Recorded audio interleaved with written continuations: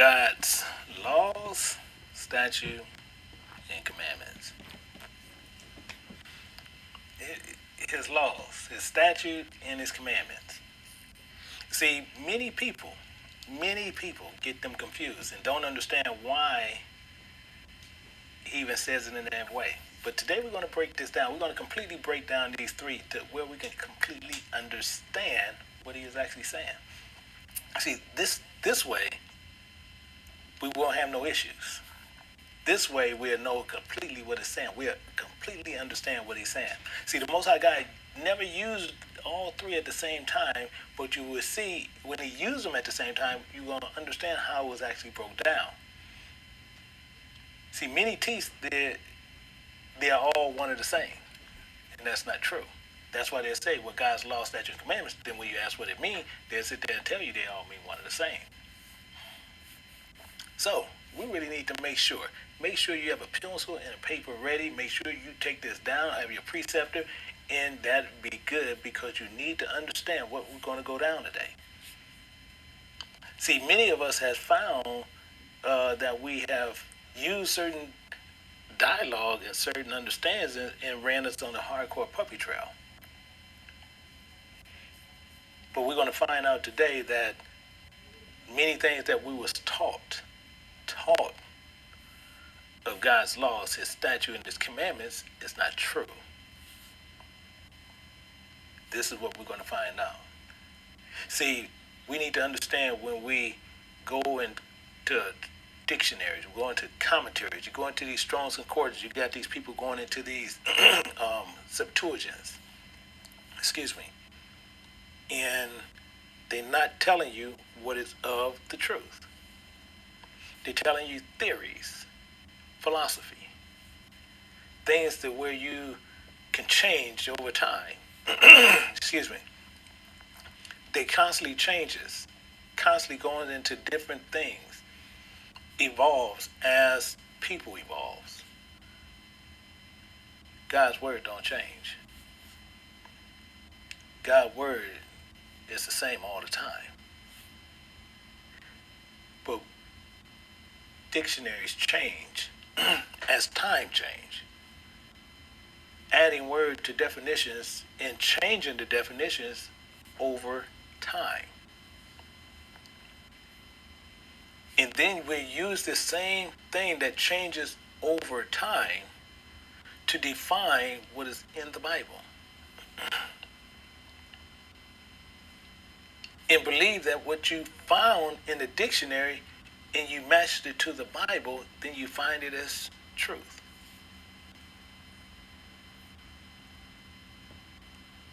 See, those books was written by Gentile men. And they have an opinion, because everybody has one. And they had the same opinion saying, from what they have researched and what their studies are, to where they would even give you a commentary telling you based on what they have found through the research that they have done in the Bible, this is what God is saying to you.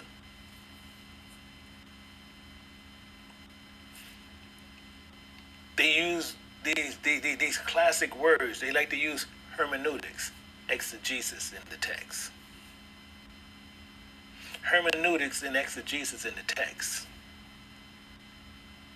The Bible says precept must be upon precept.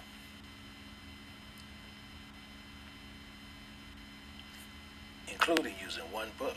He even admonished many for making them many books. We have to understand, he said, by further by these, my son, be admonished for making them many books. There is no end. Much study is weariness on the flesh. So, admonishment meaning to be reproved, advised, warned, or instructed. And it's saying being admonished. Instructed is something not to do. Clearly warning us not even to use outside books, not even to be writing them, but we have many people that do this, telling you this is going to give you a better understanding on how to get closer to God. Are you understanding this? They saying God, the all-knowing, all-everything, cannot even properly explain himself in his book. This is what they're saying when you go to his book. And not only they saying it, you are believing it because you're going and purchasing that book. You say he can't explain himself. So if he can't explain himself, I'm going to go get a commentary, or I'm going to go get another book that explains it a little bit better and clearer to where I can understand it.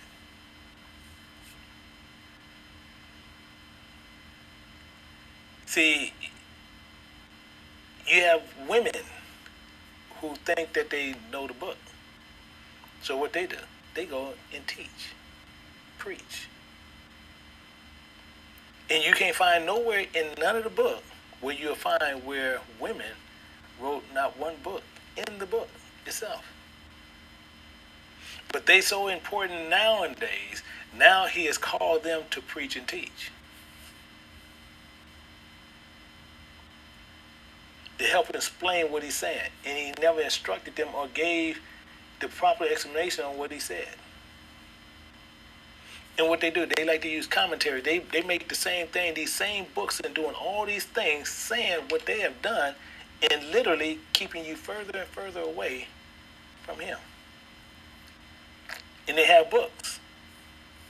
Books. You can go to these, what they call Christian stores, and have at leisure the thousands of books from all these so-called people of God have written telling you how to get closer to God. And God telling you in his own book how to be close to him. He even tells you, you do certain things, how he won't be so close, he will be in you. I'm Élder Michael Johnson with the Lost Sheep of Israel. And today, we got to go through this. We have to go through God's laws, his statute, and his commandments. We're going to break this down to where we can clearly understand what he means and what he says.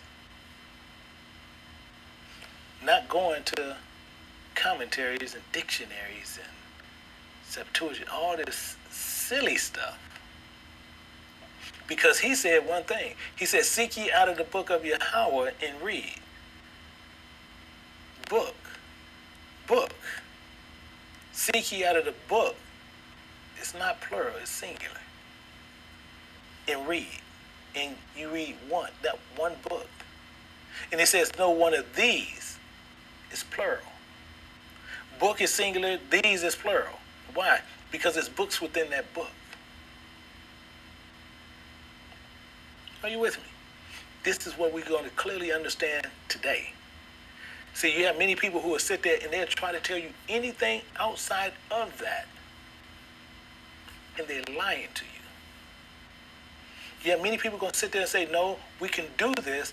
And it's telling you clearly right here in the book, don't go outside of the book. And if they can pull you to another book, then that makes you the fool. That makes you the fool. Why? Because he said, seek ye out of the book, the one book of the Lord, and read. No one of these. These books is books inside that. And if they can run you to another book by telling you, Élder Johnson is off. He got that wrong. Don't believe me. You believe what you see. You believe what you're reading. You believe what you see here.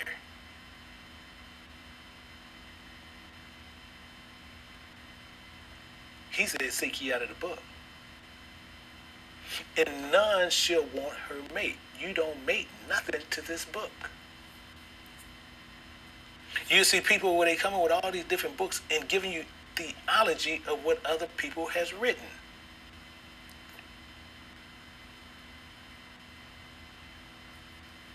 To your own destruction. Because they have told you what they know. This is why it's so important to stay with the one book. See, he says, for my mouth it have commanded. So out of his mouth have commanded, and his spirit have gathered them. What? Those books within that one book. So now you let people tell you these other books is this book. Makes who the fool?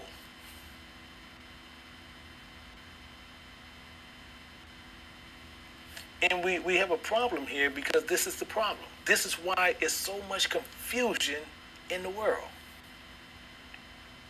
Because we completely do not understand what is going on. We let men pull you away from the truth. You let men pull you away from what is right. You let men teach you outside of what the Bible says. We stay within the book, but you have people tell you, I'm a devil. Because I teach you only what's in the book. Then they like to say, oh, he's a Pharisee. A Pharisee is a flip side because Yahushua came to preach against those because Pharisees hold on to commandments of men, picking and choosing what they're going to do. Then they tell you how to do it based on the way that they see it, not based on the way that you see it in the book.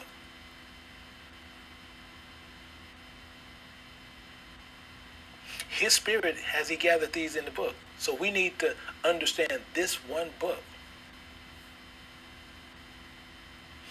But then people have another problem. They'll sit there and some of them won't understand or comprehend a lot of stuff in the book.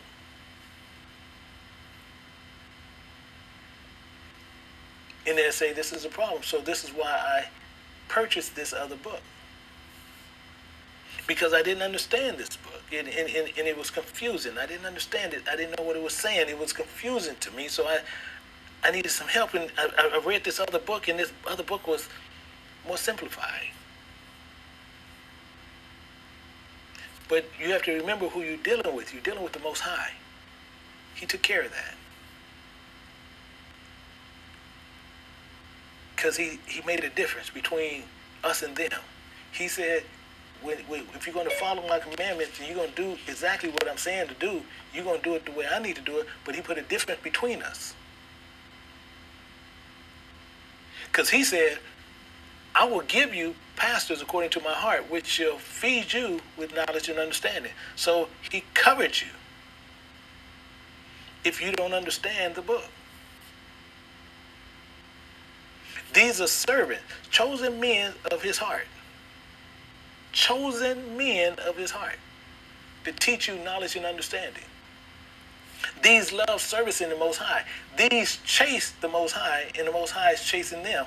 And he rains knowledge on them like it's unreal. Why? Because he will be feeding his flock. Who? The flock of God's, not ours. You have men out there saying they're shepherds. You're going to go wherever that shepherd goes. That shepherd going to hell. Because there's only one good shepherd in the book. You don't see Reverend something in the book, which is desecrating God again. You don't see Pastor something in that book. It's only one good shepherd. So they're going to feed his because we're laborers to work in his field. So why so many words people actually use and they like to get into so many different words of doctrine? See, there's no way. The Most High God said he will provide these servants to translate the book as if it is a menu and you're at dinner. Meaning what? These men won't go off script. They won't try to tell you something like you in a restaurant and say, this is not on the menu, but I can have him in the back make it for you. See, now that's the servant telling the master what to do. When you're in a restaurant and you're sitting there, the servant come up to you and say, yeah, what do you like? And you're looking at the menu and you don't like what's on the menu. They'll say, well, don't worry about it. I can have him hook you up in the back. Now he's controlling the chef. The chef had the menu prepared, preachers doing the same thing. They saying, don't worry about what's in the book. Hold on to what I'm going to do, because I'm going to have him change it. Are you seeing the silliness? Are you seeing the just ignorance that people do? See, this came from the Most High God, showing the comparison. His servant will open up a menu and serve you the different choices from there. They will not offer you something that you cannot see on the menu.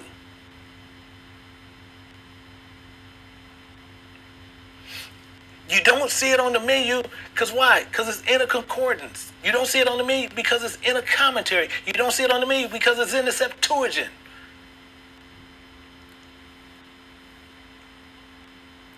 The first thing they offer you when you come and sit down and get ready, prepared to eat, the first thing they offer you is what? Some water. Knowledge. Are you with me? Are you with me? See, this is the problem that we have. And you have so many choices to what you can choose from. Some get milk, some meat, some bread. Some get the most fatness of it, they're going to get that butter. So we cannot give you something and you according to his heart. We cannot give you something that is not on the menu. Are you with me? If it's not on the menu, I can't offer it to you. If it's not on the menu, that's why I don't go outside the one book. It's not on the menu. When they can give you things off the menu, they can change the laws. Because they're given that power. Because you giving them that power. They can change the statutes.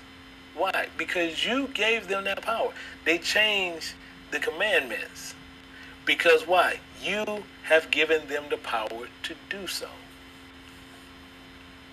See, the Most High God is the chef. He's the head cook, the owner of the house. See, he's the menu maker, the salt shaker. See, that's him. And we're the servants, commanded to follow the script of the menu and serve nothing but the Bible and the Bible only. And we have to serve that according to one way. Thou hast commanded us to keep thy precepts diligently. We have to keep that menu correct. And we don't go off script. See, many go off script, and we got a president that goes off script, and you see how he acts as it is. You see what his intelligence is like. It's the same as a preacher. They go off script, they look just like him. So he ain't the only one that looks at people say he looks. Preachers look the same way. We had a fool I just seen not too long ago said that saying the only one who wants you to keep the commandments is Satan. People want to sit in there and he's literally talking about Yahushua himself on what he told you what to do from what his father told him. And they will sit in there. So they going right where he's going.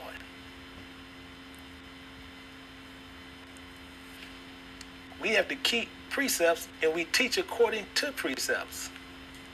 But since most of them can't understand precepts and how they run and how they operate within the book, they go to other books. And they offer you other choices. They offer you other things. Not knowing precepts is in the menu. We have to stay on script with the Most High. He's the maker, the salt shaker. He knows how much flavor to put in that food. He knows how much to put on the meat. He knows how much to put in the water. The Most High. I just deliver the menu.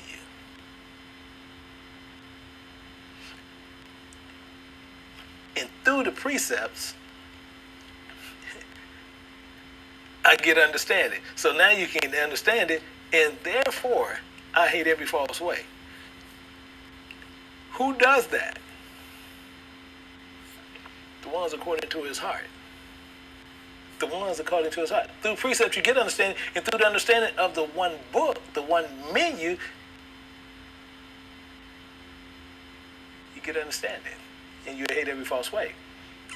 But you have these other ones like to offer you things from behind the tree, what they call shade tree teachers, pushing doctrine that you can't find. It's created. Today you have many chefs pushing this low quality food. Basically trash, and they're no different than pigs slopping up like the best food you have ever eaten. And you slop it up like it's the best thing since popcorn. See, in the house of the Most High God, see, he hates these types of menus because they're not real. So they're always doing something that's off the menu. See, it's like going to a buffet. The buffet, you can go in there and you can eat, you got just all kinds of food. They just got everything. You think it's the best of the best, but it's the worst of the worst. But you have so many choices. You have steaks and all this stuff, and you can eat as much as you want. And you think it's the best of the best. And it's the worst of the worst. You can order it. Go order whatever you want. You can. I tell you what. You can even go to one restaurant I know you can go to. It's a fast food, and you can order off the menu animal fries. It's not on the menu. It's off the menu. But you can order them. Guaranteed you can order. If you're in California, you guys know what I'm saying. You can go up and give me animal style fries. And people can look up who's not familiar with the place and look up and say, I don't see that on the menu.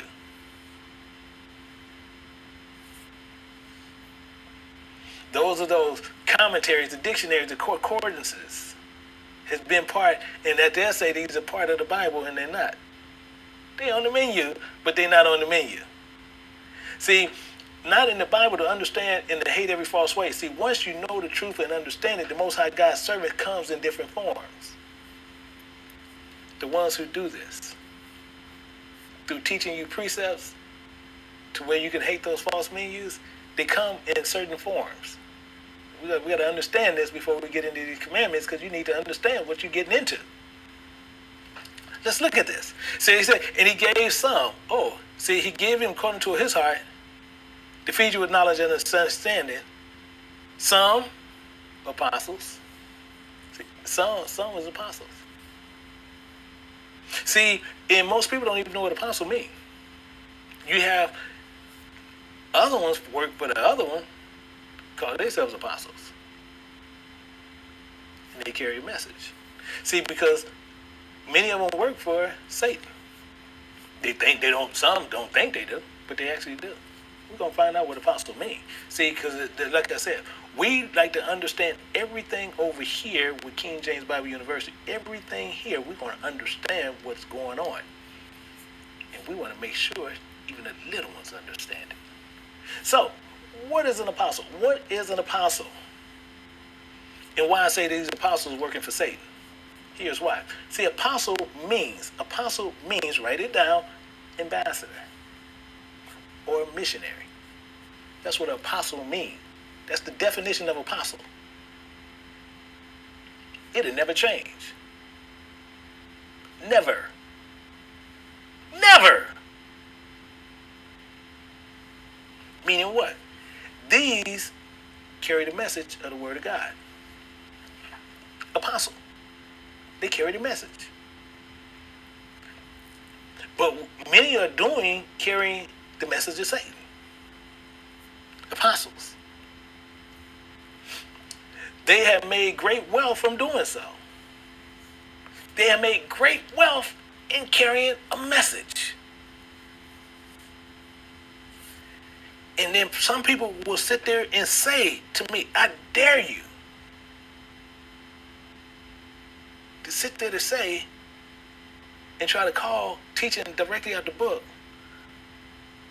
an apostle or anything else a worker for Satan. Because these men have made great wealth. Apostles. You got them out there. Who's doing that?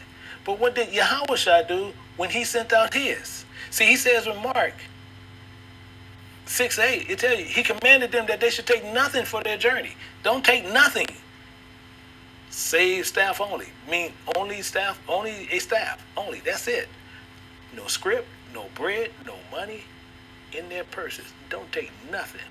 But they should with sandals and put and not put on two coats. This is how he is rolled.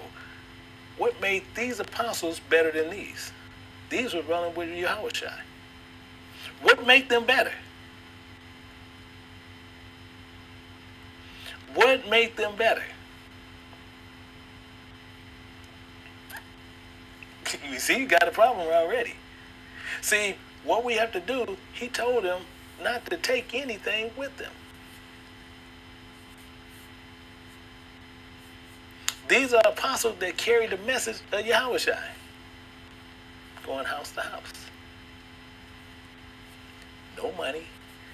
So how are these apostles today getting wealthy? Because they're carrying a message for somebody else.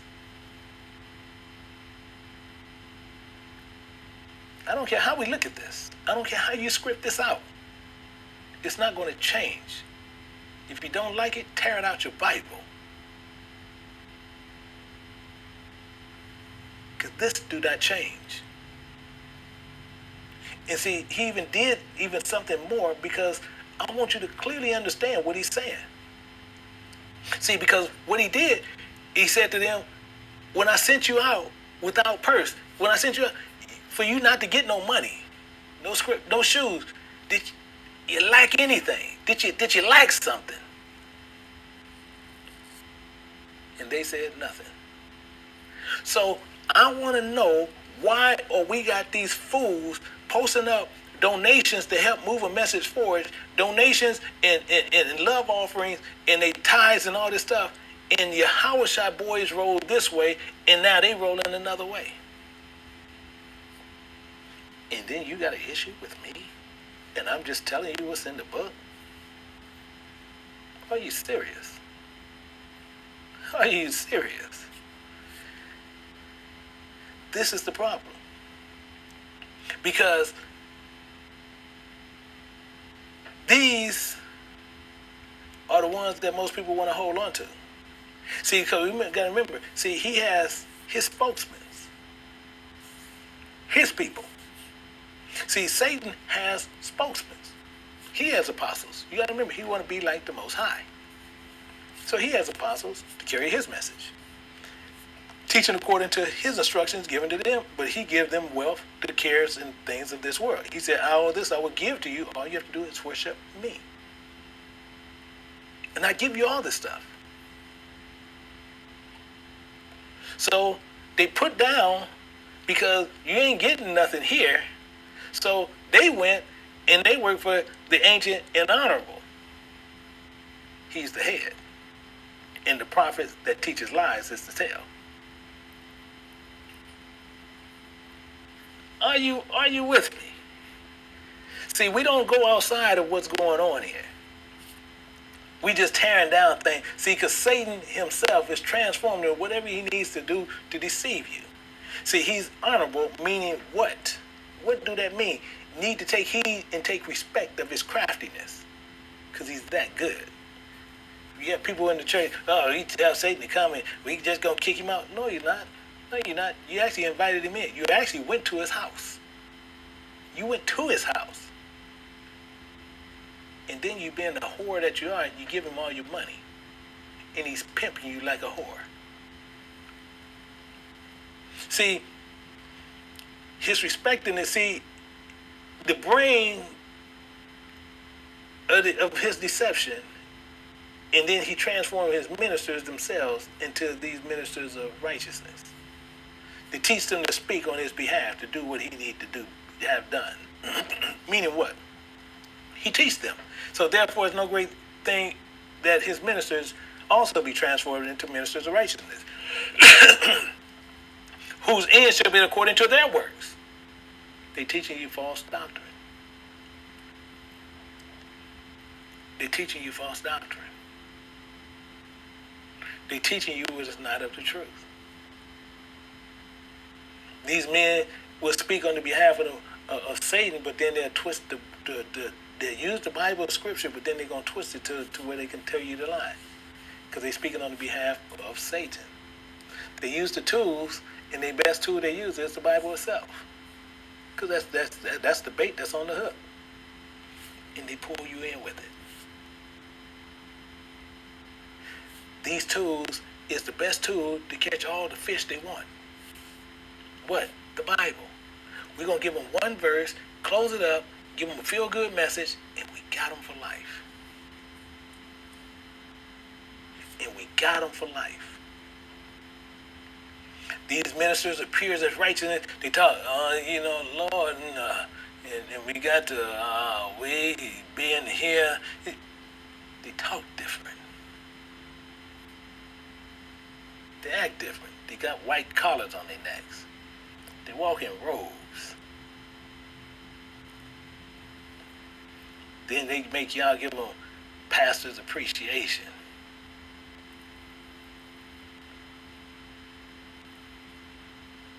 These are the people that they just want to just hold on to and think that they're going to be doing something according to what they can hold you to. This is what the whole problem is today. But we like to sit there and we think that we can do whatever we want, and we hold on to these preachers. We believe in everything that these preachers do. And you reverence them. You drop money at their feet. They transform themselves into ministers of righteousness. And they're not teaching you righteousness. But it's not even, it's more to this. It's more to this. See, because we just only got to the apostles.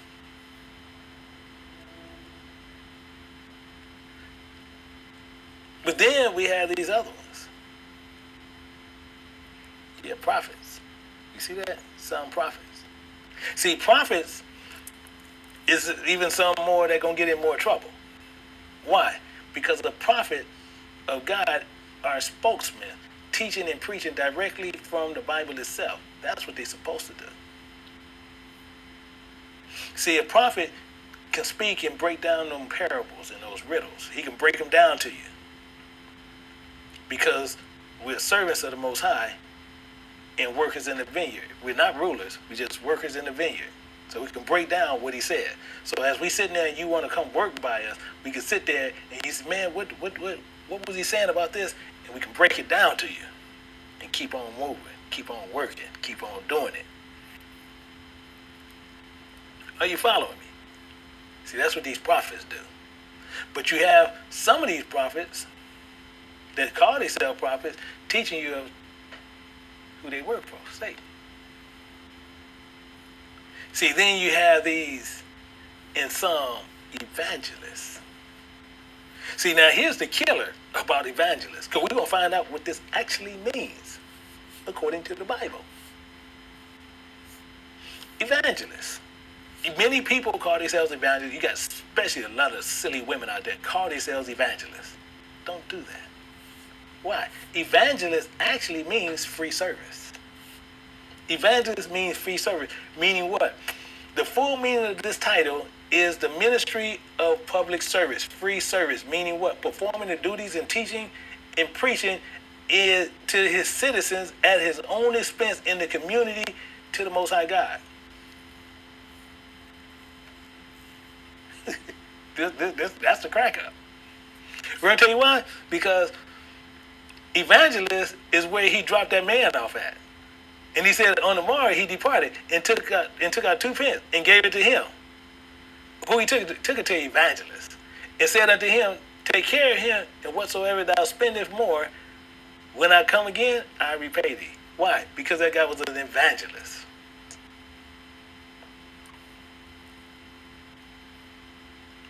He gonna whatever it takes him to make sure he do what he's supposed to be doing, that's what he's gonna do. Then whatever he do, when he comes back, he'll repay. He'll repay. If it's more than what I gave you here, and I only promised you a penny, but if it's more than this 2 pence, when I get back, I'll pay you whatever you want to be paid. I'll pay you whatever you want to be paid.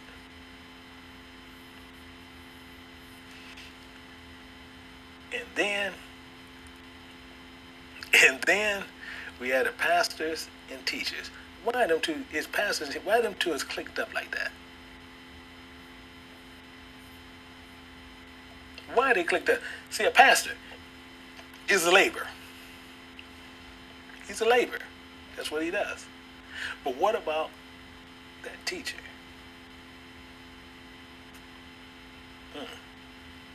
We're going to find out what these mean according to the book.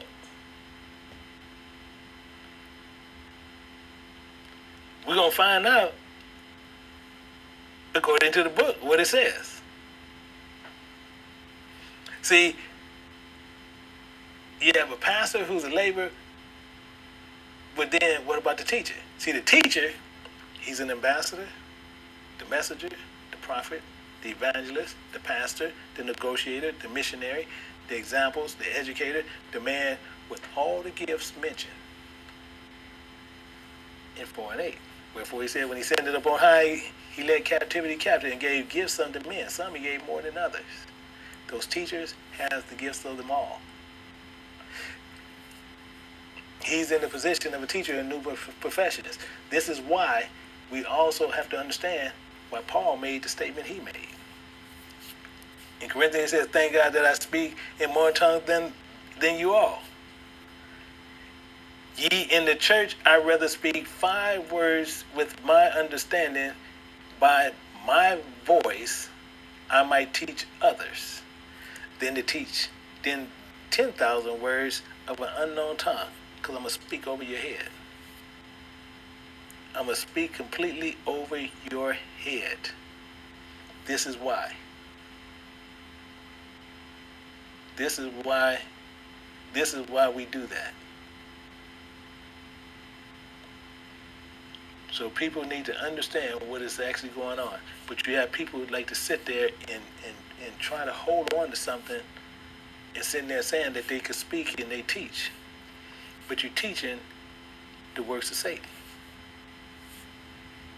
See, they go into church and they speaking and talking about they babbling, they speaking in these dark speeches, but they're speaking in the works of Satan, because Satan is a confusion. And then they want to tell you somebody going to interpret them. See, but Paul can speak in these riddles and dark speeches, but he can actually unravel them and tell you what he was actually saying. So Paul says he'd rather be a teacher of a few words and understand the laws of the Most High God than to give you 10,000 words. Showing the skills that the gift was given to him. See, these things feed you with the understanding, but you have time where people are going to feed you without that understanding. When it's time to come feeding you, however, many of us, some food nerds, we're going to look for food in certain places. But we need to properly learn how to eat the proper foods. If not, they will lead you to your own destruction. Because the reason you learn in this one book, see, you need to know the law, but they like to teach you the law of reason, theology, reasoning things in their own heads, silliness, confusion, stuff that you don't even want to deal with. So remember, the last going to be first and the first going to be last. See, apostles will carry the message and the prophets will be speaking on the behalf of the Most High. And the evangelist will provide his service and will pay out his own pocket to continue to keep this doctrine to be moved forward. The pastor will be tilling the ground and the teacher will be working wherever is needed. The prophet, the apostle, the evangelist, it don't matter. Wherever is needed, this is where the teacher is. So Paul spoke nothing but law, but people want to say it's otherwise. Know ye not, brother, I speak to them that know the law. I speak to them that know the law. This is why so many people get Paul's writings so confused. Some think Paul teaches of Satan. Some people think Paul removed all the commandments.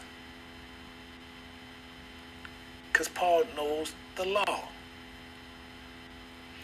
In And the worst part about this is Paul knows both sides. He knows the laws of the fathers as well, and he knows the perfect order of that, as well as he knows the laws of God. He learned under Gamaliel, who was a very able man, and he was so dangerous, he even put the apostles, when Yahushua was off the scene, he put the apostles through hell. Understand what I'm saying? He put the apostles to carry the message through hell. Why? Because he's able to mix the doctrines at such a high level to confuse these men. This is why Paul had to come in and do that certain work. But Paul sat under this man, and Paul sat at his feet. This is why Paul is so dangerous. And this is why Paul was sent to these people, Israel, acting like Gentiles. See, because Paul even lets you know, he said, verily I am a man, a Jew, which is a Jew, born in Tarshish in the city of Sicilia, which was brought up in the city at the feet. He said he brought up at the feet of this man, Gamaliel. He's brought up at the feet of this man. Meaning what? If you can't quote them first 5 books of the law by verbatim, you didn't sit under this man.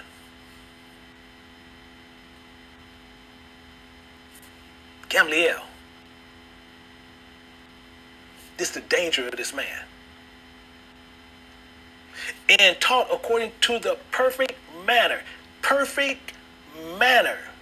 of the law of the fathers, and was zealous towards God. He was taught and learned the knowledge of the Father and knew the law very well. Perfect manner. He knew the characteristics, the customary, the modes, the acting, the mood, the procedures, and what you should and how you should present it. In the conduct and behavior. He knew the perfect order of the law of the fathers. This is why if you're reading any of Paul's letters, they can confuse the reader if you do not understand the law. And you got these fools who are New Testament preachers. You're going to see them in churches tomorrow, and they constantly running Paul, and they don't know the law. And Paul knows the law. He knows the laws of the Father. And he gives these mixtures to show you the difference and give you the parallels understanding. Show you the foolishness. This is really why so many people are deservingly going to hell. Deservingly going there. Thinking they Moses. But it gets even better. Because even when he knows these differences, and he can run so close and carry out the commandments and will confuse you because they run so close to one another. And it'll confuse you. So the laws of the Father is another laws of men. Telling you how and you should perform something in the laws given of the Most High God, which he never commanded you to do in any way. But what people do, they still let the run to Paul. They still run to Paul and don't know Paul. And then you sit under fools like this, and Paul gonna get you caught up. Why? Peter tells you this. Peter tells you this. It says also in all his epistles, speaking in them of these things. What? His letters, in which are some things hard to be understood. Why? Because Paul knew the perfect order of the fathers, and Paul knew the dang law. Which they that are unlearned in what? Unlearned in the law. In unstable wrist, you're going to wrestle with it as they also do other scriptures unto their own destruction. A lot of you guys going to hell, rightfully so. Why? Because you're going to hold on to what these men is teaching you. And you're going to believe it. For that reason alone, Paul's letters is telling you, warning you, Peter walked with this man. Peter walked with this man. Peter walked with this same man. So he know the skills that Paul has. And then you got fools sitting there reading New Testament telling you what Paul said, and Paul speaks 90% of everything falls out of Paul's mouth is the law. And then they tell you we can eat whatever we want to eat based on what Paul said. Makes you a fool. Makes you an imbecile. When you believe something is that and you can read in your own book. Who is this? This is Israel. This is what we do. We always want the easy way out. We want to find something to where we can get the law changed over a little bit. And we go to Paul, and you're using Paul as a crutch, and then when you go try to stand before the Most High God, the first thing you'll say is, but I didn't understand. You rightfully goes to hell. You rightfully go there, and you paying to do it. You paying for a spot in hell, and you rightfully should be there. When you're giving money even to those churches and paying this preacher, you paying to keep Satan's place running. You rightfully should be there. You rightfully should be in hell. You give them 10 cents, you rightfully should be going there. Why? Because you're helping to keep Satan's place running.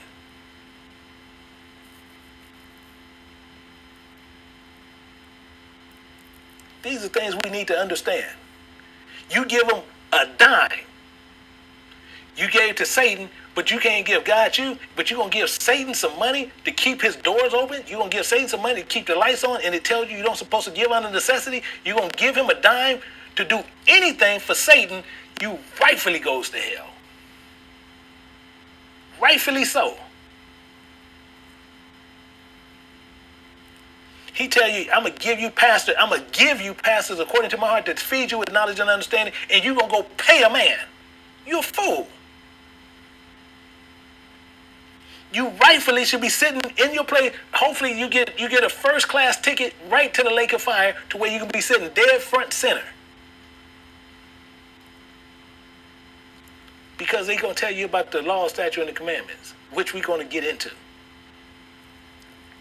And he's telling you in all his epistles, speaking of them, which some things are hard to be understood, which they, that's them, that are unlearned and unstable wrists, which as they do also the other scriptures to their own destruction.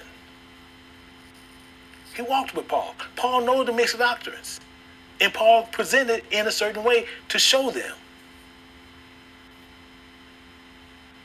These are the examples and tools that Paul used. And Paul led us to assist. But if you are unlearned in the law, then you will wrestle with Paul's writings. Why? Which makes it wrestle with other scriptures because you are unlearned and will cause your own destruction in the teachings. Therefore, beloved, seeing ye know these things before, beware lest ye also be led away with the error of the wicked. They're wicked because they're teaching not what they know.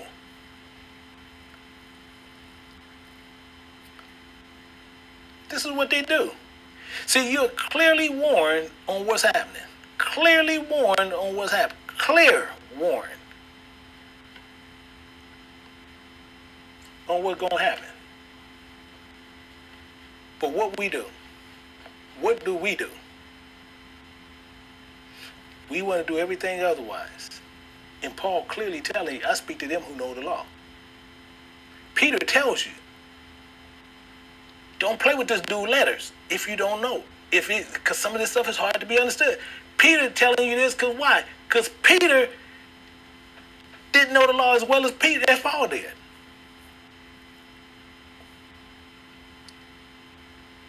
You will be destroyed playing around with Paul's letters and you don't know the law. And you going to people and they don't know the law and you sitting there. I'm showing you week after week after week, he is not playing with you. He's not playing with me. He's not playing with none of us. You will bust hell wide open playing with his word to make it out of a lie.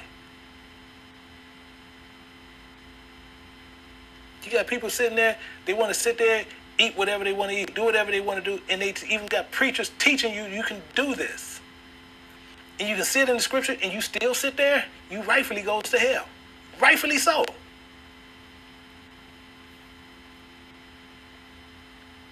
You paying this man? You giving them money? You doing anything just to help them? To help keep Satan's place open? You rightfully so goes to hell. Rightfully so. Don't sit there and think that you're going to hell unknowing.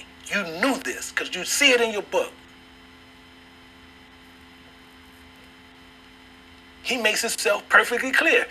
My covenant will I not break, nor alter the thing that had gone out of my lips. If he ain't changed nothing, why are you guys holding on to something that some man told you? You rightfully goes to hell.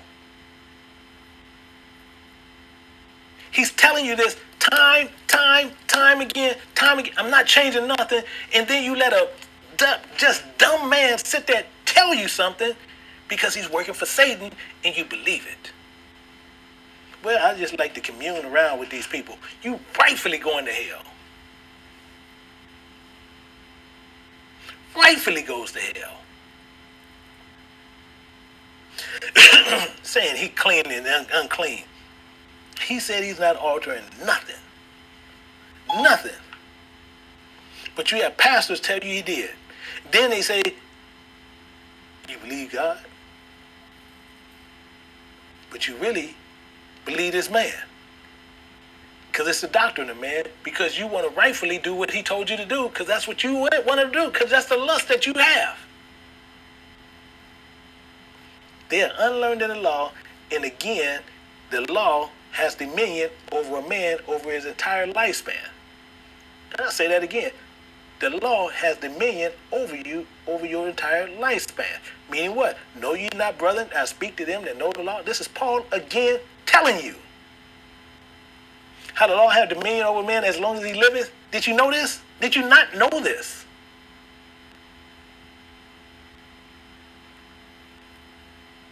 Are we not understanding this? The law have authority over man as long as he liveth. Paul is giving you an example on how this even works. Meaning what? He's going to use the form of a woman. He's going to use the form of a woman. For the woman which hath a husband is bound by the law to her husband, so as long as he liveth. But if the husband be dead, she is loose from the law of her husband, Period. Why is he giving you this example? Because we too stupid to understand the way that he put it another way. Meaning what? If the husband be the same man, and if he's a follower of Christ or another husband, and she took another one that is neutral, so she be married to another husband, she's bound to that husband as long as it's the law. But if she end up marrying this other man and she's still tied to this one because you still one, she's going to be called an adulteress. You're only free from the law only when he's dead. When he's dead, you're free from the law. He's giving you this example. Why? Because he wants you to understand what is happening. Don't sit there and play these little stupid games. He tells you, so then if, while her husband liveth, she be married to another man. So if you still married to another man, the same as you sitting there playing around with God, she be called an adulteress. So if you sitting there, you saying you believe God, and I'm going to see you in church tomorrow, sitting there going under another guy, you're going to be called an adulteress because you call yourself you married to God. Makes you just silly. What are you doing? But if the husband be dead, she is free from that law. So then she is no adulteress, though she be married to another man. The only time you're free from that is once that man is dead. This is what Paul does. So what's the catch to this? He's going to clear it for you. Wherefore, my brethren, ye also become dead to the law by the body of Christ. When you sit there and you said you believed and you go down in that water and you kill that off, you are married to Christ. That ye should be married to another, even him who raised from the dead. He raised from the dead, and this is who you're married to. Now you tell me something, and I'm going to ask you the question. Is Christ dead? This is who you're married to. Is he dead? No. Do we die? No. Then your butt need to be listening to what Christ came and he rested in that man, Yahushua. You need to be listening to what that man told you. He said, if you love me, keep my commandments. And we got these fools out there teaching you, telling you, no, Yahushua fulfilled them, you don't have to do them no more. This is the silliness that these people teach. Silliness that they teach. Silliness. And he's telling you, the people prove the point, he raised from dead. I am he that liveth and was dead. And behold, I'm alive forevermore. Forevermore. He ain't going nowhere and you married to him. So why you out there acting a fool? Why? Why are you out there acting silly? You tell me. Can you tell me why is this happening? He was dead and now alive, and this is who we're married to. We are bound by his laws, and he's bound to the Father's laws. And you say you don't have to do them? You fulfilled it? Do you know how many people going to hell? You know how many people going to hell for eating eating crab legs? Are you serious? You got a lot of people going. Because, and then they're going to try to hold it on the point of that preacher. You're going to hold it on that. You're going to hold it on something else. Rightfully going to hell. Rightfully going to hell. Because you're in the flesh. Because when you married to him, you're no longer two. You married to one. You tied to one. So he going to be in you. And the Most High God, you can't see anyone, but then they're going to hold that faith to you, and that's what you're going to be tied to. You tied to him. Meaning what? Meaning what? Yet in a little while in the world seeth me no more, but ye see me, because I live, ye shall live also. How? Because no longer in the flesh, you're going to be living in the spirit. The spirit lives forevermore. And you start off as two, but him being your husband, you're under his laws forever. Being what? Not being an adulteress, going to the desires of you only want to do the desires of your husband. Who is that? Christ.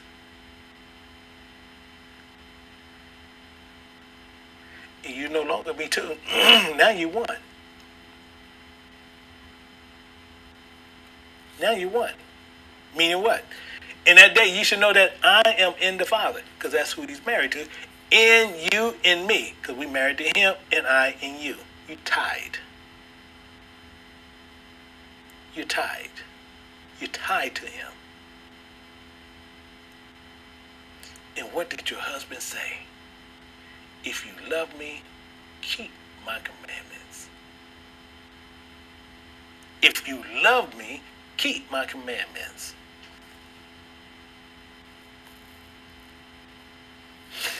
You know the experience this with Christ. See, we're going back to the laws, the statute, and the commandments. See, many think these are three, and they're not. They think they're all one and the same. Excuse me. So we're going to break these down to get this understanding. Because this is the problem. This is the problem that we have. You have many people who want to go and teach all this other junk when we have a problem with the Most High. We have a problem with the Most High. And then you have these people out there teaching this Trinity silliness.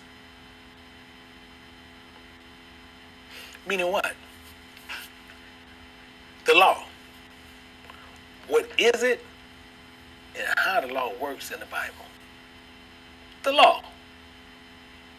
See, we have considerable amount of text I could have used for this understanding of the law. However, I'm going to give you a personal breakdown in section as the covenant codes, holiness codes, Deuteronomy codes. These are not listed as such. However, they will identify these in sections and how they section off. See, the law works in two ways. Two ways. You write this down. The law works in two ways. Oral and written. You write that down. Write it down.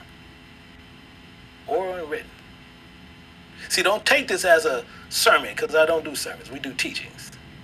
So in this setting, I want you to write that down. The law works in two ways, oral and written.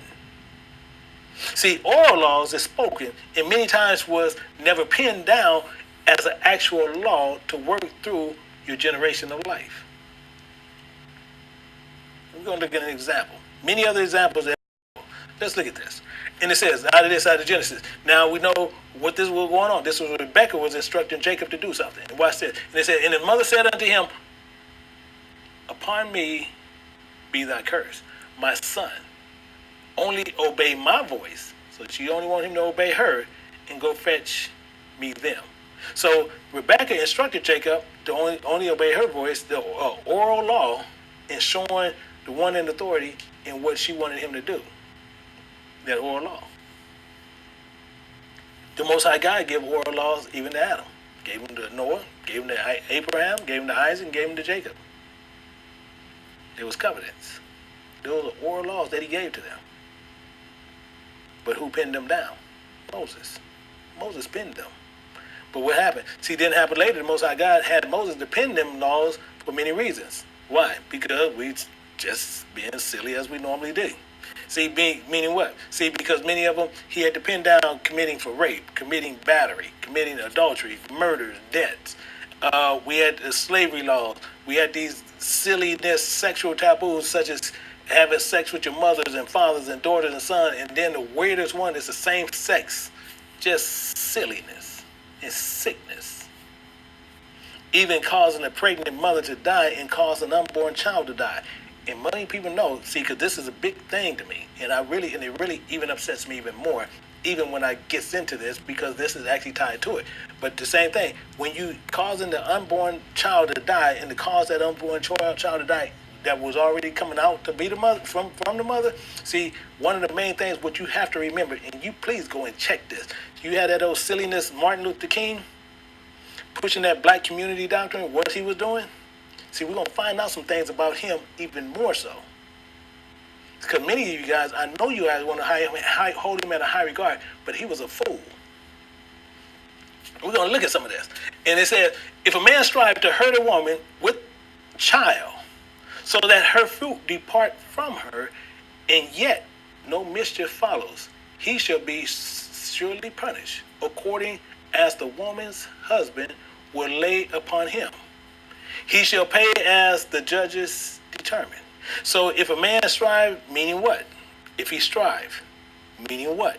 A full meaning of this mean quarrel, to contend, or to fight. It gets deeper and devotes serious effort or energy in his endeavors. Meaning what? He's going to get more into it. And if any mischief follows, then shall he give life for life. See, now he's getting ready to get deep. See, there's mischief meaning what? Serious injury or damage, and source of harm, evil, irritation towards that person. When the woman had a child pregnant, and the woman in the child dies, then she should be loose. Then he should lose his life for life. If he caused any mischief to this. Meaning what? Meaning what? Meaning what? We need to find out what this is. Eye for an eye, tooth for a tooth, hand for a hand, foot for a foot. We're going to break that down. We got to break that down the way you can understand what's going on. See, the matter of the damages caused by each one caused the injury, what happened to them, because the eye for an eye is this. See, it's the essential body. It's the essential part of the body which enables you to see both physically and figuratively.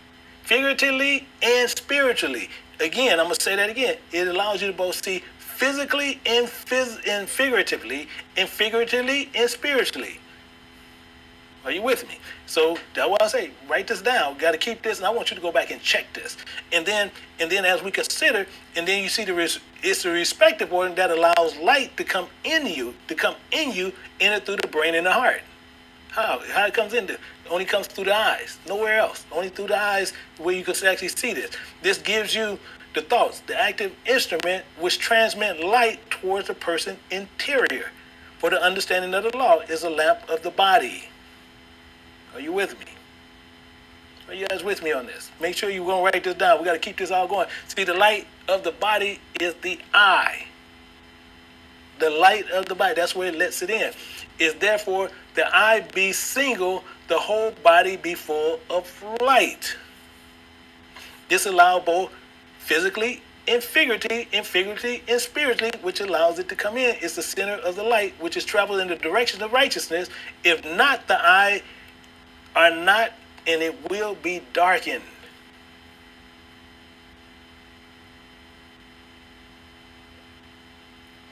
Are you with me? Meaning what? Goes on more. But if the eye be evil, see, because the eye is going to be evil, the whole body shall be full of darkness. You see how he's breaking that down? If therefore the light that is in thee be darkness, how great is that darkness? Then how great is that darkness? How great is it? It's deep. It's deep. This makes your entire body evil because it's full of darkness, and one cannot go in one direction in the right because there is no light. The oral law and the written. So one can hear it and read it. So one will say what? Then you have some who will say this. And if the ear should say, because I am not the eye, I'm not the eye, I am not of the body, is therefore not of the body? So if the ear is not the eye, now it don't want to be part of the body. This is what you guys are doing. We all do this. All of us. This is what we're doing. Gets even better. If the whole body were an eye, where were the hearing? You see the setup Paul puts you in, and they want to sit there and play with Paul. If the whole were hearing, where is the smelling? So if it's that, where is this? So even if the whole body was an eye, the first thing you don't do, you don't hear. So what's going on? And then if it's that, then where's the smell? But he gets even more. But now, how God set the members, every one of them in the body, as it had pleased him. Pleased him. Not you. Him.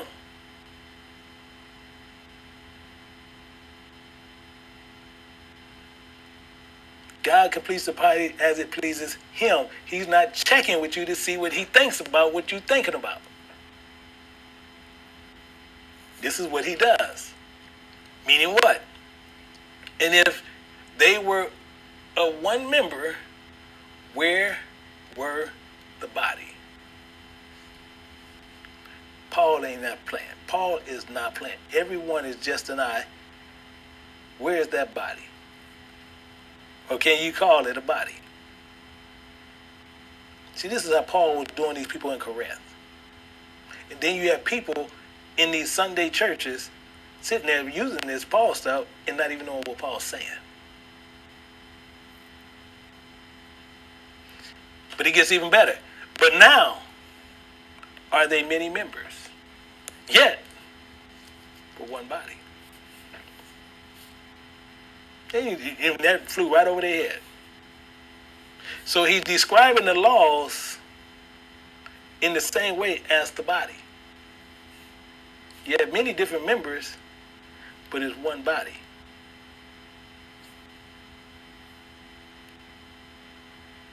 You have many different functions of the body as examples for us to follow. But it's still one body. It's one law. It gets even better. And the eye cannot say unto the hand, I have no need of thee, nor again the head to the feet, I have no need of you. That cannot happen. Why? Because it don't have that kind of control. And the eye cannot say to that part at all. Because that one part of the body can't control one part of another body. And the eye, it lets in the light, and the light is the main hub of the understanding of the Lord of the Most High God.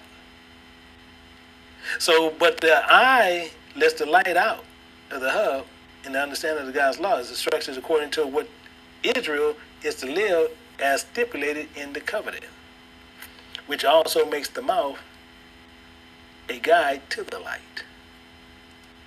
Are you with me? See, which provides the vision of the light, which is in darkness and used in place of vision.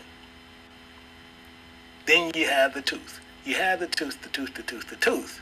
See, the tooth is set on edge to make the full dull and sensitive, which also illustrates the concept of incorporated the inherent guilt and challenged it by the prophet, which is on the mindset of a hard, bony structure of the jaw of the person who uses to cut and to grind his food, to chew and eat and swallow.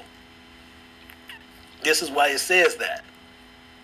So on the spiritual side, we have to see with the loss of a tooth, which can be a serious matter, which is in the law, because that means that you're losing parts of the law, not to chew on the matter of the Most High God. So this is the food that is given, and then what many of us do, we want to vomit up and grind on something else. Meaning this, if you're going to be dumb to the law, then one should not pity them from trying to guide them to the light. I say it again. If you want to be dumb to the law, then one should not pity them for trying to guide them to the light.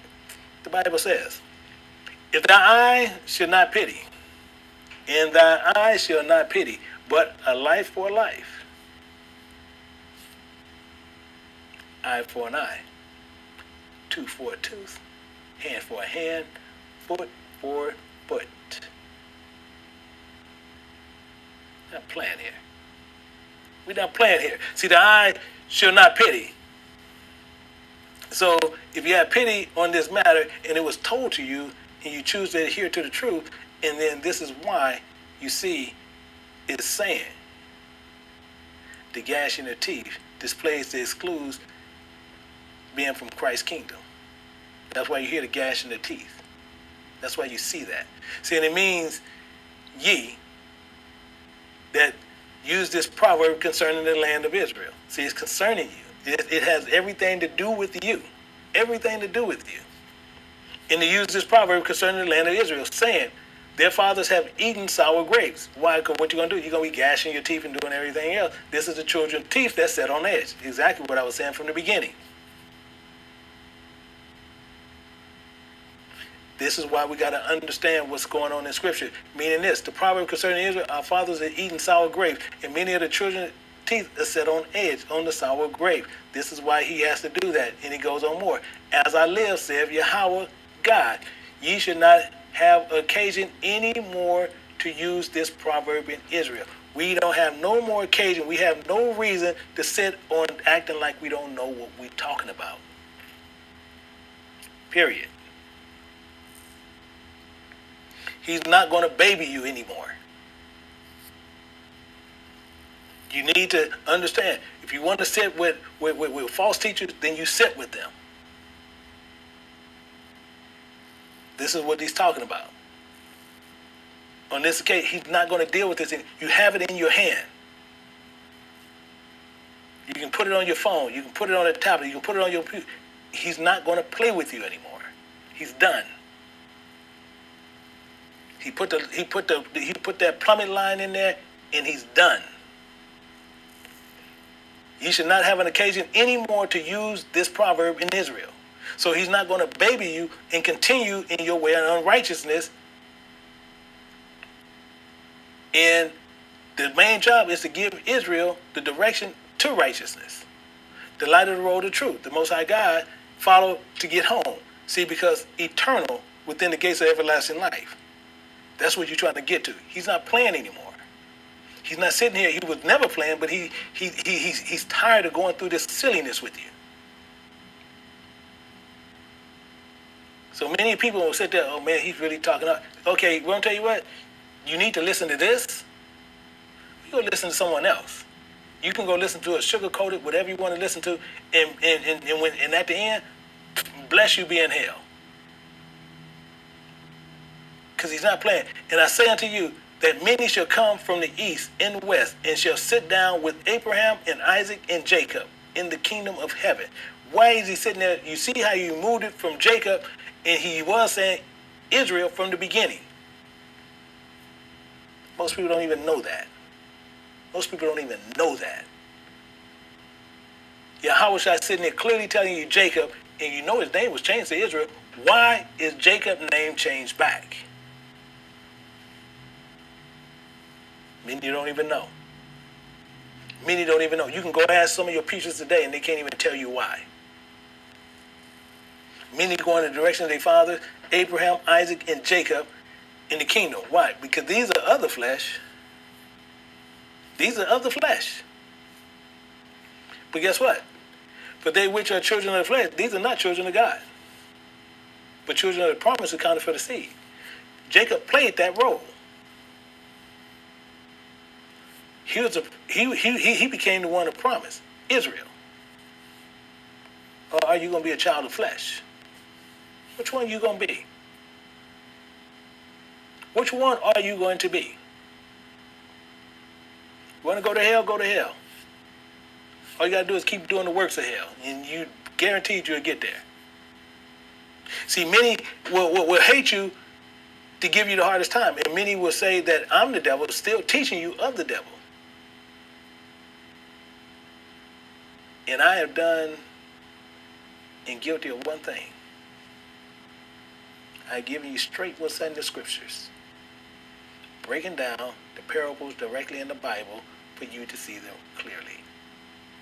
That's what I'm guilty of. See, the gift of a curse is many, but many believe are Israel, but these are not the children of God. Only the children of the promise accounted for the seed of eternity. You follow me? Are you with me? See, these accounted for the seed. And then you got some that's accounted for the seed of eternal darkness. Meaning what? Many are not going to follow what you're saying. Why? Because if I do not the works of my Father, believe me not. He said to teach the Bible according to precepts. I'm not doing them, believe me not. If I'm not doing them, believe me not, because I'm doing the works of somebody else. Teaching you the very scriptures in the Bible. Because he said, you teach according to precepts, then you need to have it a certain way. He said, I'm going to give you pastors according to my heart, which shall feed you with knowledge and understanding. That's all I do. So, they all say one thing, but that's what I'm guilty of. This is all I'm doing, teaching you of the truth. I am not counted as anything else. So if you want to count me as a liar, count me as clearly a liar. Are you with me?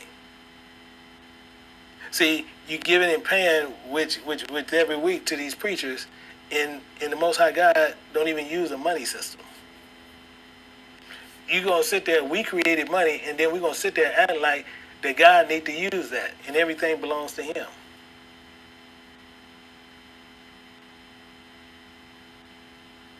See, the Most High God is teaching you what is of the truth, and you want to go and deal with people who are teaching you other lies.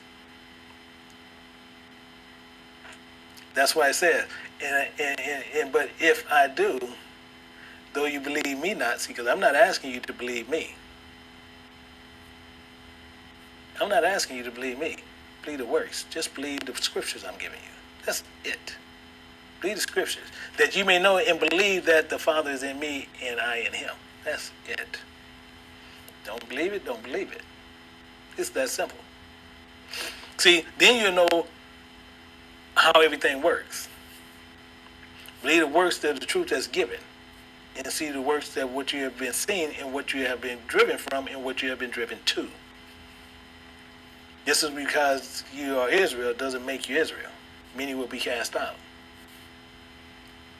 This is why. See, and to make it even more so, what is happening is this. What is happening is this. But the children of the kingdom shall be cast out into outer darkness. There shall be weeping and gnashing of teeth, those sour grapes. Are you with me? See, just like I said, we showing you what's happening, and I just want to just lay out the truth on the table to where you can see what you going into. See, If you're a part of the kingdom of Satan, these are going to be cast under the art of darkness. These are the ones that's not of the truth. See, then you have the others that you're going to see the sweetness of it. See, moreover, he said unto me, Son of man, eat that thou findest. Eat this scroll and go speak into the house of Israel. Really? Really? See, I'm going to eat this roll, as many others going to eat this roll. Then you have, on the other hand, Deuteronomy 19:21, which refers to the whole person, but that speaks on something else. And then the hand that caused you to sin to be pure. See, it's the works of the hand that does this.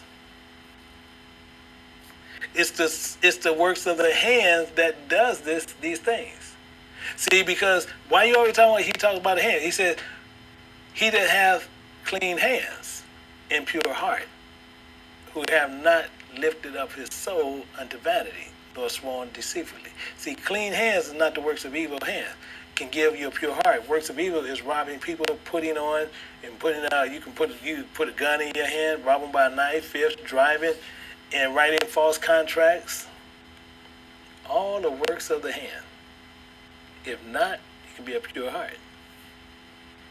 And now they're trying to create false idols, false gods, nor sworn deceitfully about nothing. Are you with me? Are you following what's going on? This is why Yahweh said this very thing. And he should set the sheep on his right hand. Understand what he said? The sheep on the right hand. Won't no goat be on the right hand, but the goats on the left hand.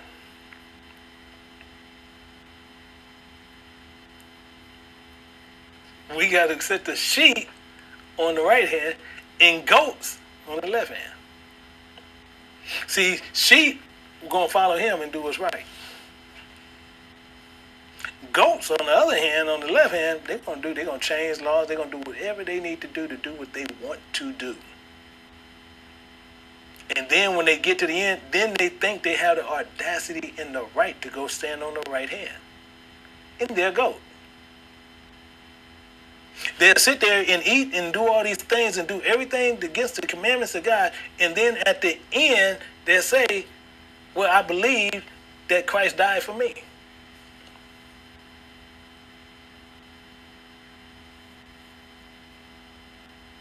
This is what we do.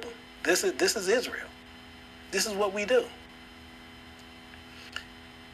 We also have many people, even where you have people with right-handed and people left-handed.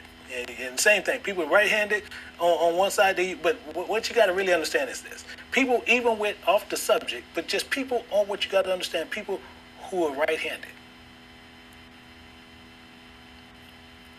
only uses one side of their brain. Only uses one side of their brain. Not bad, but true. Many of them are smart, very smart. Very true. However, you have lefties, as I'm a lefty. A lot of time, historically, people try to believe in tendency that lefties are left behind or not as bright or have issues. And lefties use both sides of their brains. Both sides of their brains. Then you have people trying to pressure the lefties to be right-handed when they're small. But you got to remember, the Most High God created us and made the lefties left.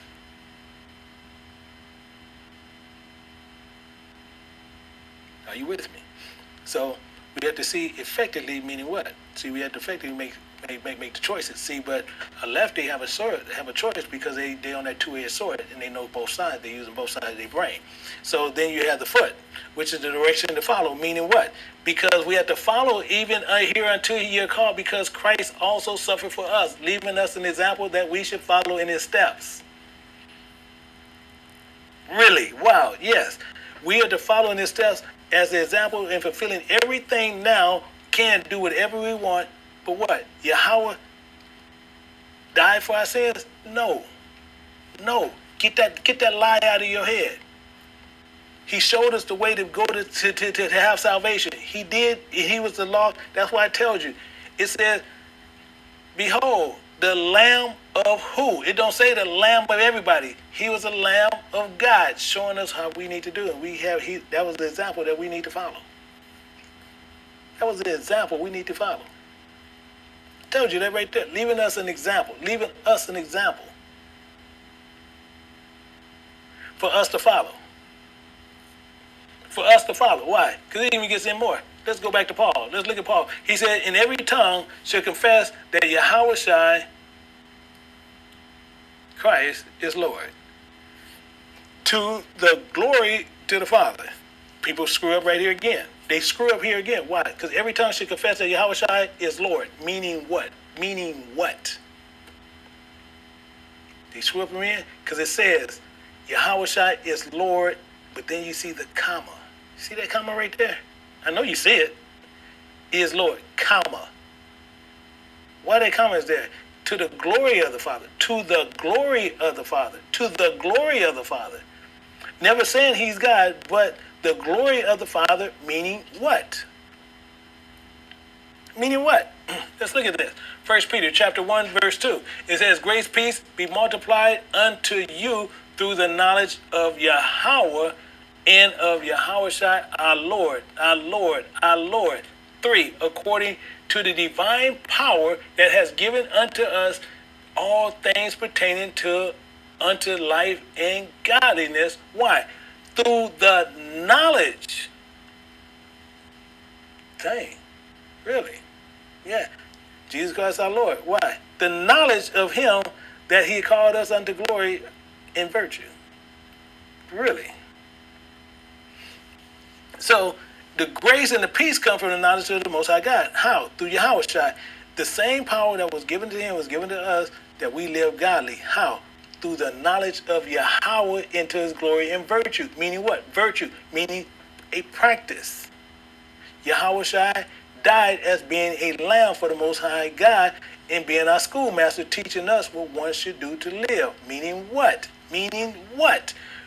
"Wherefore, my beloved, ye have also obeyed, not as in my presence only, but much more in my absence." So Paul makes this clear. Work out your own salvation in fear and trembling. Yahushua, you sitting there, you just thinking you're going to believe, sit on your tush and don't have to do anything and watching just TV, and that's all you got to do? You're going to be sitting there, you're going to have a front seat in hell. He's telling you. You better work out your own salvation in fear and trembling, making sure you get it right. He's not playing with you. He's done with that. People playing church all over the place. He's done with it. Then you have statutes. This is one of the most misconstrued words that people do in the Bible today. Statutes. Over 99% of the people that study the Bible today cannot tell you what an actual statute is.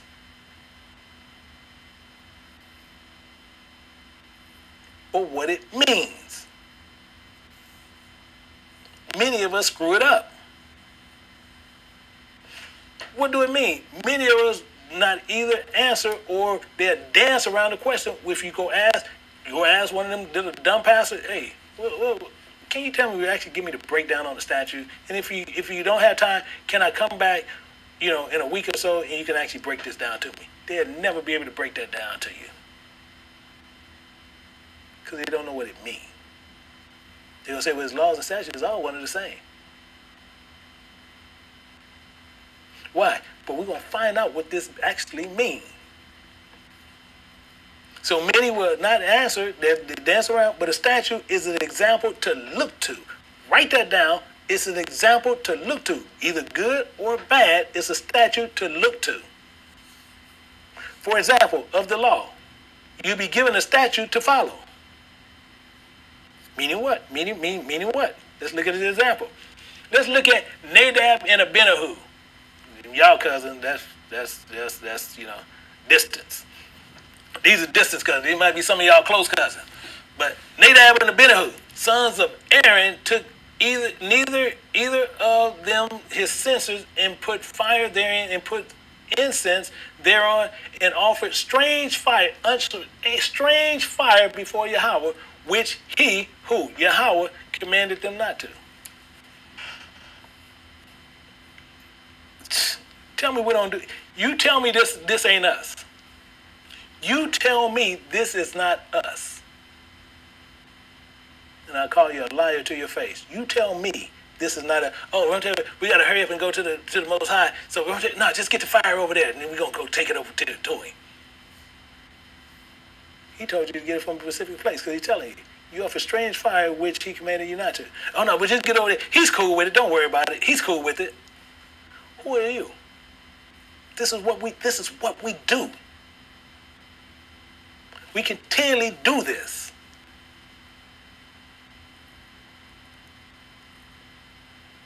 We need to wake up. He commanded them not to.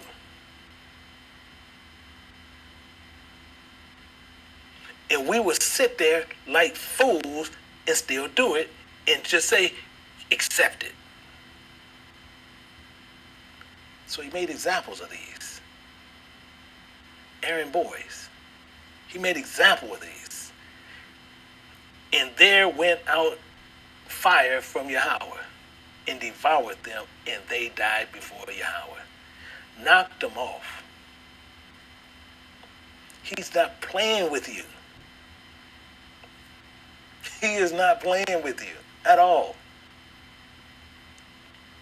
He killed them both. What? Being examples. And one should follow that statute. When he tells you to do something a certain way, you do it. He had to even break this down. Then Moses said unto Aaron, this is that the Lord spake, saying, hey, Aaron, come here, my brother, come here. Let me talk to you, man. Moses spoke this. He told him, saying, I will be sanctified in them that come nigh me. The ones that come close to me, I'm going to be sanctified. And before all the people, I will be glorified. And Aaron held his peace. See, Aaron wanted to say, but Aaron would have got hooked up himself. Moses, hey man, hey, come over here, man. Let me drop some knowledge on you. Let me drop some knowledge on you, my man. And mind you, Aaron and Moses were brothers.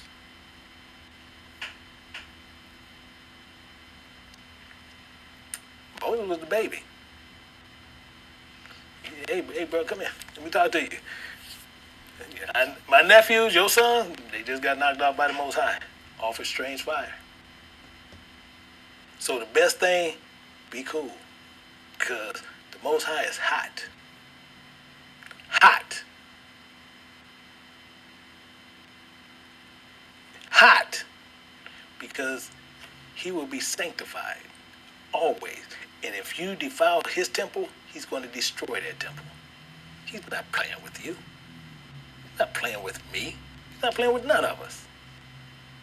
He says this, if any, that got me, you, and every Israelite in there. Any. Just put if Israel. Just do it that way. We can take out man too. Just say, if Israel defiled the temple of Yahweh, just take all that out. Him shall Yahweh destroy. That's how you do it. See, we just going to clarify it. We just going to make it clear. Just put clarity to it. If Israel defile the temple of Yahweh, and you say he's resting in you, him shall Yahweh destroy. For the temple of Yahweh is holy, which temple ye are, which temple Israel are. He's not playing with you. Meaning this. He's not going to keep repeating himself. He already told you that. I showed you that. He says what he meant. He meant what he says. And you want to go to these preachers. See, then you have the book. Read the book. He don't change. He's not altering nothing. What is gone from his lips, he's not altering it. Then you want to eat all the stuff that's defiled. Acting like he completely destroyed everything. He's going to destroy the body and the soul. He's not playing with us. We got to wake up. And then you got people, let me show you another one. And while the children of Israel, same way I said put Israel in it, we're in the wilderness, where we are right now. You got fools out there telling you they're going to go to the wilderness, and you're in the wilderness right now. Trying to learn. They found a man gathering sticks upon the Sabbath day. You see how simple this is? You see how simple the Most High is using this example? They found a man gathering sticks on the Sabbath day. You see how simple this is? Watch this. Watch. They found him gathering sticks. Now, the same as my wife. She could have said, "Hey, honey, can you, I'm kind of cold. Can you go gather some sticks real quick?" Honey, it's the Sabbath. Yeah, but it should be okay. Could have been that same situation. And it should have been cool, that I think, because I'm telling you right now, most people will tell you, I even find this, but this is what he says. And when they found him gathering sticks, they brought him unto Moses and Aaron. So they're going to bring him to them too. And unto all the congregation. So let's say one of us is Moses, one is Aaron. And they found this man gathering sticks.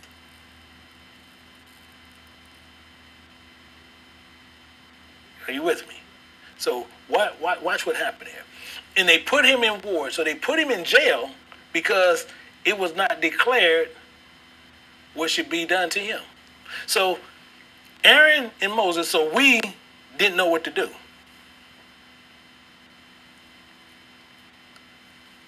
They found a man picking up sticks on the Sabbath day, and they still tell you, even in my mind today,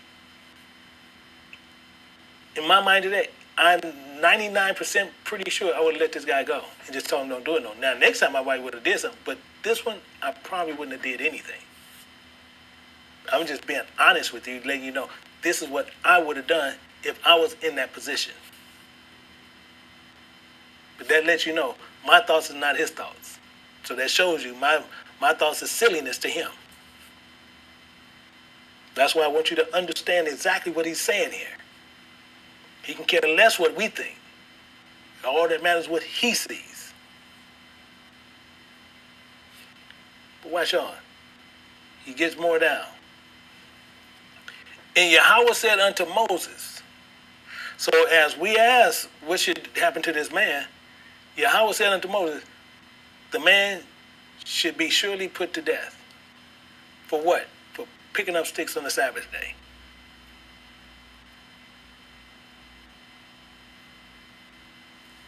That's all he was doing. You think this man died in vain? Do you really think this man died in vain? This man didn't die in vain. This man was an example of schoolmaster that we need to follow, because guess what? If we doing these things on the Sabbath day, guess what? That man should surely be put to death. He's not playing with you. He's not playing with you.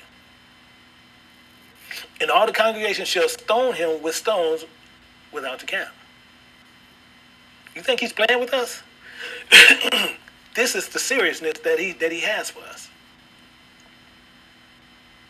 If he sit there and said, don't you rest on the Sabbath day and you do this, but then you have some people where you have no choice and you have to, then you have to, because we're still in captivity. But the main thing, if you're able to rest on the Sabbath day, you make sure you keep that. You make sure you keep it. You make sure you keep it.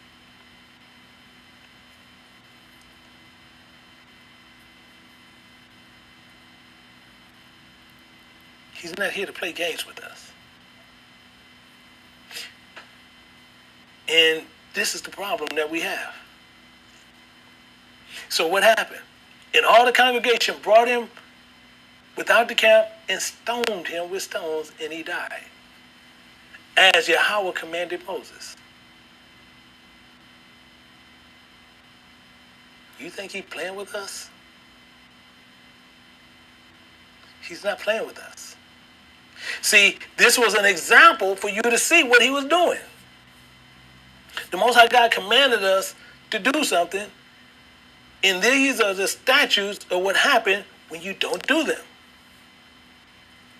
So the same thing as you think that you're doing it, didn't Paul tell you, wherefore, my beloved, as ye have always obeyed, you obeyed, not as in my presence only, but now much more in my absence. Work out your own salvation with fear and trembling. He's not playing with us.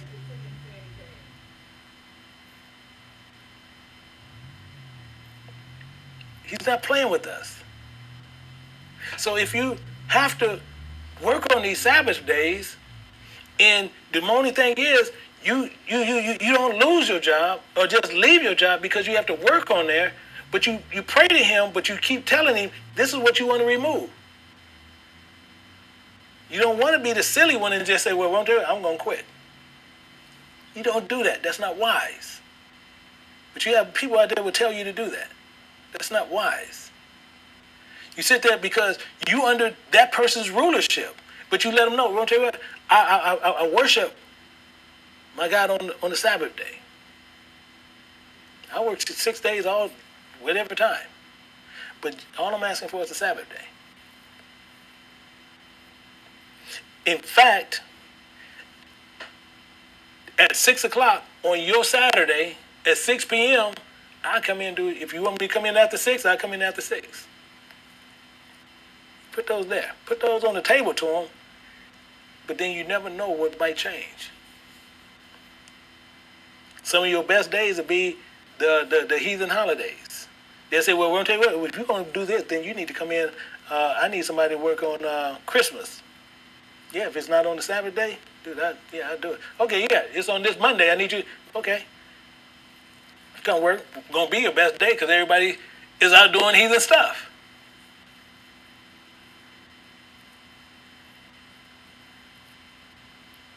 But he tells you these are examples that you need to be worked out with fear and trembling. Why? Because he's not playing with us. That's why that fear and trembling is there. You better work it out because Yahushua was an example for us to follow, even here until ye are called, because Christ also suffered for us. Leaving what? Leaving us an example that ye should follow his steps. We got to follow him. Are you with me? Are you with me? See, this is an example. These are statutes to follow. Those are examples that we look to follow. So what about these commandments? What about these commandments? These are spoken words directly from the Most High God, which comes from his mouth is law and orders of instructions. That's what it is. That's what it is. That is what it is. Why? These are exact laws that's coming out of his mouth when he spoke it. But what did we do? What did we do? And all the people answered together and said, all that Yahweh has spoken, we will do. Really? See, he's only going to tell us what's right anyway. So whatever the Most High God says, we must follow. This is one, and this is why one cannot be as a speaker for the Most High God and be fake. Because we'll be trying to lie on the Most High God. See, many preachers and teachers will be destroyed for the very thing, lying on God. Lying on God. See, speaking on his behalf, and as saying the prophets and all this other thing, meaning when one speaks on the behalf of the Most High God, makes him a prophet. When you speaking on the behalf of the Most High God, makes you a prophet. See, a person that speaks on the behalf of God and then even using command this on his behalf makes you a prophet. See, this is going to be a problem when you're not teaching according to what he commanded. He said you got to teach according to precepts. And if he's not teaching according to precepts, I tell you right now, he's not a prophet of God. He's not a worker for God. He's a worker for himself. Because why? Because his father told him, all of this I give to you. All you got to do is worship me, and I'm going to give you all of this. So you're working for two different ones. So there's a problem. And we're going to see this all, how this all works together, the laws, the commandments, and the statutes. So let's look at this real close.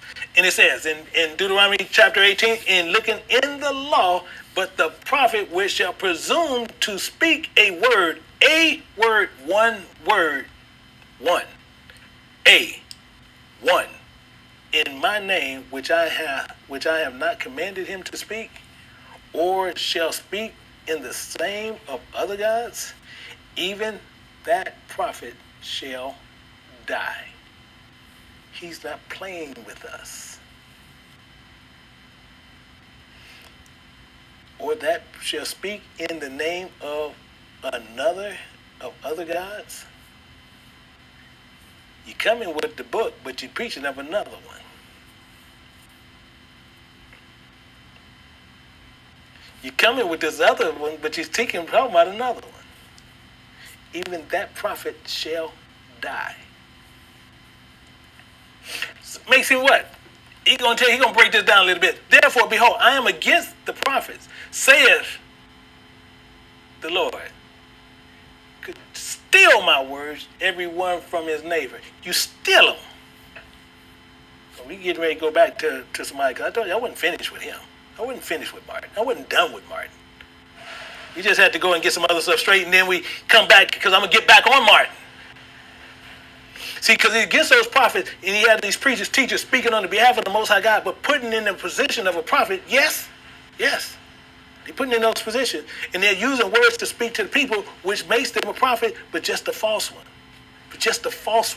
Meaning what? Behold, I am against the prophets, saith the Lord, that use their tongues and say, he said. You saying he said it, and he didn't. And he didn't say that. You're going to get hooked up. The Most High God has a problem with you using your tongue to lie and to add books and to teach them, saying, oh, well, you need to learn Hebrew to really know what God is saying. You know, he's lying to you. Well, you come to my class, and I'm going to charge you $300 every couple of months, and then we're going to teach you what you need to. He's lying to you.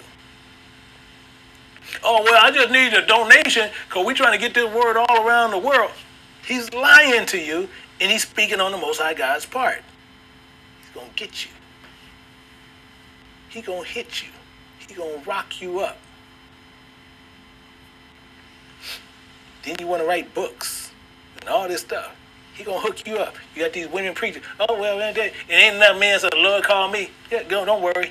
Put on you some fire panties, because you're getting ready to go straight to hell. False teachers charging money, saying the Most High God said so. Speaking about my God. Please. He goes on, behold, I am against them that prophesy false dreams. Told you I was coming back to him. Said Yahweh, and do tell them and cause my people to err by their lies and by their lightness. By their lightness. Didn't he say Satan would appear as an angel of light? And yet I sent them not, nor commanded them. Therefore, they shall not profit this people at all, saith Yahweh. Why I'm saying this? Because one said that, I had a dream. That's him. He did this. I had a dream. No, he didn't. He was prophesying lies to you. That white men and white children and black children and white children gonna all say it together, free at last, free at last. White children ain't never been in bondage. He's telling you a lie right off. He tells you a lie right off the bat. And he tells you that he had a dream from God. The man prophesied a lie of a dream. Martin Luther King. Yes, him. The very man that got us all in bondage today because you believe in him. And God never commanded him to speak a word on his behalf, and that's your property, because we're going to find out something about that man too.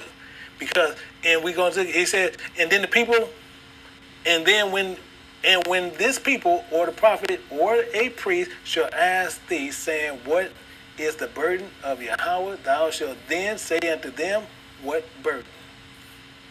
Really, what burden? I will even forsake you, saith Yahweh. Playing around with the wrong one. Why? Then you had this king, what he did, he written all this silly song, and he actually got something up there, which I'm going to show it to you. I want you to see this real clear.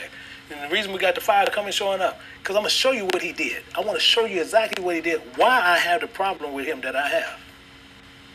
And we're going to see this, because I want you to actually see this clearly so you can judge this for yourself. You see right on the side of that, when you go up to Washington, you see that right on the side of that, which I would not waste my time to even go see this.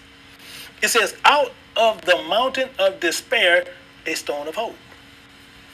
That's right on the side of his thing. You can actually go see it. And it says that. And then it shows his big foolish self right there carved out of a stone. And I'm going to show you why. So we're going to break this down, because that's what I do. I'm a Hebraist. I break stuff down. So it's saying, out of a mountain of despair, a stone of hope. See, the statement is saying what he's doing. See, he came from the Most High God, who is the mountain. Because that's why it always, Most High always tells you to the mountain, the mountain, the mountain, the mountain. That's why he says that. But watch this. This is the problem. Out of the mountain of despair. See, why they put despair there? Because despair means a complete absence. That's the problem. Despair, complete absence. So out of the mountain which he came is complete absence. But you see the comma? A stone of hope. So what he's saying there, he called himself, the mountain forsakes you, but this stone, if you look to me, you put your hope in me. Go look it, go tear it down however you want to do it. Take it. If one of you guys know his daughters and sons, tell them take it, call me, do whatever they want to do. Because that's what that says. There's no way they can get around it. There's no way, only way you can get around it, they have to take that off that stone.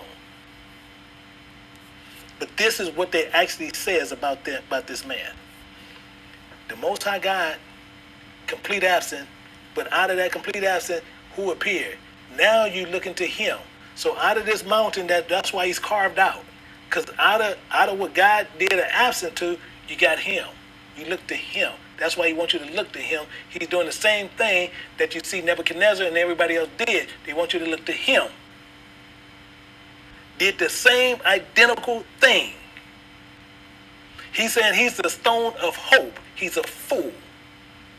And rightfully so, should sit in hell.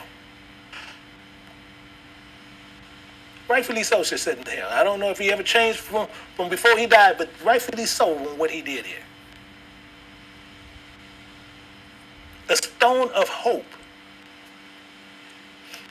Removing all things of God and want you to look to him as salvation. And he had people marching for years, and you still got people for years still marching, and nothing changed.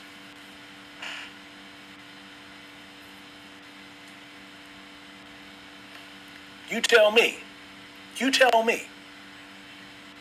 Go get any of the sons, any of the daughters. Tell them to explain that. Tell them to explain out of the mountain of despair. Because they say they are religious. Tell them to explain that. Why do it says out of the mountain of despair? Why is despair there? Out of the mountain, hope. So it should have been there. That's it. But this is the problem. Because they want you to put this trust in this man. This same man, the one did did work with Marcus Singar. And then it says, and as for the prophet and the priest and the people that say the burden of the Lord, I will punish that man and his house. I will punish that man and his house. He's not playing with us. But that's why, just a side note, that's why I have an issue with them. Because of what they believe and what they try to push and to keep our people in bondage on silliness. So that's what we need to understand. And it's the burden of the Most High, and he will punish that man in his house. So let's break that down. What it says, blessed are they that do his commandments, that they have a right to the tree of life and may enter through the gates into the city. Meaning what? Let's break it down. Blessed are they that do, or just say, blessed are they that obey his commandment, or move that. So what we say, it says, blessed are they that obey his commandments, but you can change that. Say, obey his voice. Blessed are they that obey his voice. They have right to eternal salvation and enter through the gates of glory. That's what that says. That's what that's talking about. This is what this is talking about. But it gets even more. It gets even more. So it means what? And Yahweh commanded us to do all these statutes. You see what not to do, you know what to do. You follow in the footsteps of Yahweh Shai, you do what he's doing, you're good. And to fear Yahweh God for our good always. Because you know what you don't do, you know you're going to get hooked up. Always, that you might preserve us alive as it is today. Because you see what happened to Aaron's sons. You don't want to get hooked up. Don't want to get hooked up. Meaning what? It shall be our righteousness if we observe and do all these commandments before Yahweh as he had commanded us. Because he already said what we're going to do. We already said what we're going to do, so we're going to do them. Let's continually do them. This is all we have to do. Just do what he said to do. But many of us is not going to do it. And I'm just trying to switch over one part, and we're going to get all that there. But so many of us going to be doing many things in other ways. So hopefully you guys got that. You understand what's going on. And I have a couple of minutes before I got to get out of here and take a few questions and what's going on. And hopefully that you guys got some understanding from these commandments on what they actually are. Because many people are going to teach you all kinds of words and all kinds of lies. That's why it's so important to learn exactly what precepts are and how they work. That's why it's very important. So what I'm going to do, I'm going to take on a few questions, and hopefully we can get caught up and move forward. And this one constantly moving. And so if we have any questions, we'll take them on, but make sure that we can stay directly in what is happening. But before us, okay, yeah, we just had people just speaking, and yeah, so we have one thing going. So what I want to do is make sure that we just continue in this word. Make sure you stand with to what you need to stay to. And you have a tribe. You have a question. If the tribe of Dan is cut off, what gate will they go through? Okay, I don't even know. That actually don't even make a sense. If the tribe of Dan was cut off, then what? You tell me what gate he's going through. You actually answered your own question. So if the tribe of Dan was cut off, you tell me what gate he's going through, because you already said it. So that's why I don't like little kind of silly questions really come off. You're more than welcome. More than welcome. And what's going through. So yeah, so right now we're just getting thank yous, which I appreciate, for us to go through it. I really appreciate it. And I will be going through some other things. Actually, let's finish. Okay, so any other question? Okay, yeah. I see Brother Jeremiah just answered, he just really, because it's actually, he actually answered his own question, which didn't make any sense. So that's what.